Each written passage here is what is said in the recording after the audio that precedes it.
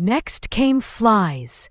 Great swarms filled Pharaoh's palace and the houses of his officials. The land was ruined by flies.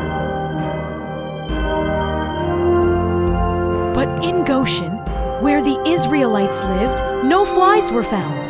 God made a distinction between his people and Egypt. Pharaoh promised again to let the people go, but once the flies left, he hardened his heart. Then the Lord struck the livestock of Egypt: horses, donkeys, camels, herds, and flocks. All that belonged to the Egyptians died. But not one of the animals belonging to the Israelites was harmed. Still, Pharaoh's heart was hard. Next, Moses took handfuls of soot from a furnace and tossed it into the air before Pharaoh. Festering boils broke out on men and animals throughout Egypt. Even the magicians could not stand before Moses because of the boils. But Pharaoh would not listen. Then the Lord told Moses, "Stretch out your hand toward the sky."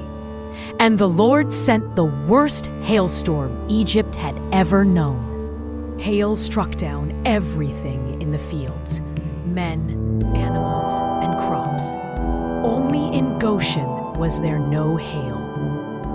Pharaoh admitted, "I have sinned. The Lord is right, and I and my people are wicked."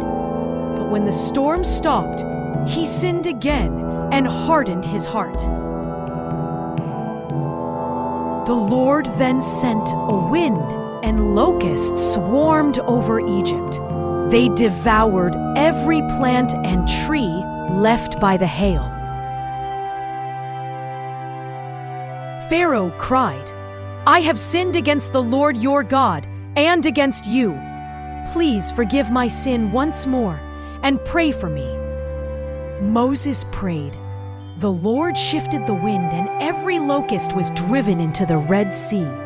But Pharaoh hardened his heart yet again.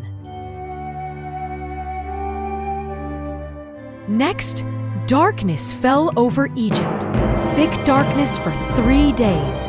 No one could see or move about, but the Israelites had light in their dwellings.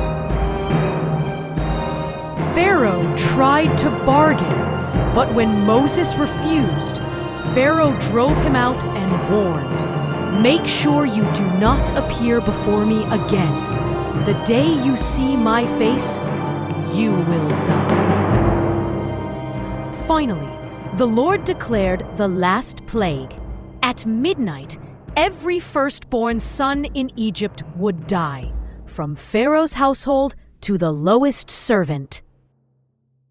But among the Israelites, the Lord would pass over every home marked with the blood of the Lamb. Before the final plague, the Lord gave Israel special instructions. Each family was to choose a lamb, 1 year old, without blemish. They were to keep it until the 14th day of the month. That night, they were to slaughter the lamb at twilight. They were to take its blood and paint it on the sides and tops of their doorframes. Inside their homes, they were to roast the lamb over fire. Nothing boiled, nothing raw. They were to eat it with bitter herbs and unleavened bread. And whatever was left must be burned before morning. They were to eat in haste, with sandals on their feet, staff in hand, and cloaks tucked in. For this was the Lord's Passover, a night of deliverance. God said, "When I see the blood on your houses, I will pass over you. No plague will touch you when I strike Egypt." At midnight, the Lord struck down all the firstborn in Egypt, from Pharaoh's palace to the prisoner in the dungeon, and even the firstborn of cattle. But in the homes of Israel, where the blood marked the doors, not one child was harmed. Pharaoh summoned Moses and Aaron in the night. "Up! Leave my people, you and the Israelites. Go, worship the Lord as you have asked." The Egyptians urged the Israelites to leave quickly, for they feared more death would come. The people took their dough before it was leavened, carrying kneading bowls on their shoulders.